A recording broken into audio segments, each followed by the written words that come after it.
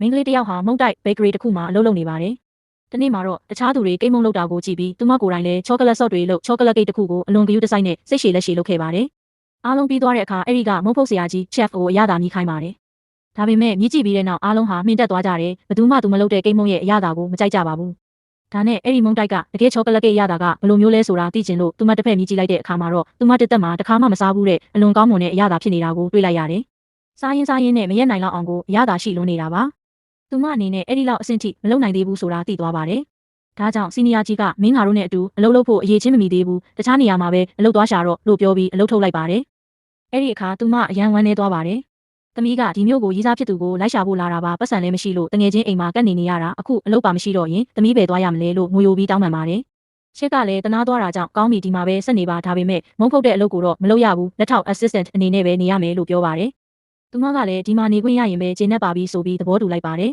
။ဒါပေမဲ့သူမကတော့လက်လျှော့မသွားပါဘူး။ငါဘာလို့မလုပ်နိုင်ရမှာလဲဆိုတဲ့စိတ်နဲ့တခြားသူတွေလုပ်တာကိုတေချာစောင့်ကြည့်ပြီးတစ်ခုချင်းစီကိုဂရုတစိုက်တင်ယူပါတယ်။တရက်မှာတော့သူမကိုကိတ်မုံအနှစ်ဘက်ထရီကိုပုံစံခွက် mold ထဲထည့်ပြီးဗပန်ထဲထည့်ရတဲ့အလုပ်တစ်ခုပေးပါတယ်။သူမလည်းထည့်လိုက်တာပါပဲဒါပေမဲ့ကိတ်မုံတွေကျက်လာတဲ့အခါမှာတော့တခုမှပုံစံခွက်ထဲကထွက်မလာပဲခွက်မာတင်ကတ်နေပါတယ်။ဘာဖြစ်တာလဲလို့မေးတဲ့အခါသမီးဘာမှမလုပ်ပါဘူးဒီအတိုင်းပဲလောင်းထည့်လိုက်တာပါလို့ဖြေပါတယ်။တကယ်တော့ပုံစံခွက်ထဲမလောင်းခင်ထောပတ်ဘတ်တာကိုအရင်တုပ်လိမ့်ရမှာဖြစ်ပေမဲ့သူမကမေ့သွားခဲ့တာပါ။အဲ့ဒီအမှားကြောင့်ကိတ်မုံပေါင်းရာနဲ့ချီပျက်စီးသွားပါတယ်။အဲ့ဒီမုံတိုက်မှာစီကန်းတစ်ခုရှိပါတယ်။အဲ့ဒါကတော့တယောက်ယောက်ကအမှားလုပ်လို့ဟင်းဒါမှမဟုတ်မုံတွေပျက်စီးသွားရင်အဲ့ဒီလူကပဲအကုန်စားရမယ်ဆိုတဲ့စီကန်းပါ။ဒါကြောင့်သူမကို3ရက်တိုင်ထမင်းမကျွေးပဲပျက်စီးသွားတဲ့ကိတ်မုံတွေကိုပဲစားခိုင်းထားပါတယ်။သူမကဒီမျိုးကိုရေးစားရှာဖို့လာခဲ့တာဆိုပေမဲ့အခုတော့အဲ့ဓာတွေကိုဘေးပယ်ထားပြီးမုံဖုတ်ပညာကိုပဲစောက်ချပြီးစူးစမ်းသင်ယူပါတော့တယ်။သူမရဲ့တိုးတက်မှုကဘယ်လောက်တောင်တိတာလာတယ်လဲဆိုရင်ချောကလက်ဆော့နဲ့စာလုံးတွေကိုတောင်တိတိကျကျရေးနိုင်လာပါတယ်။ဒါတွေမကသေးပဲအနီးနားကတခြားမုံတိုက်တွေကိုလည်းတွားရောက်လေ့လာပြီးသူတို့ရဲ့အရသာနဲ့နီးစနစ်တွေကိုပါလေ့လာခဲ့ပါတယ်။အဲ့ဒီလိုအပြင်းထန်စူးစမ်းအားထုတ်ခဲ့တဲ့အတွက်အခုဆိုရင်သူမဟာချက်တစ်ယောက်နီးပါးကျွမ်းကျင်စွာလှုပ်ဆောင်နိုင်သူတစ်ယောက်ဖြစ်လာပါတော့တယ်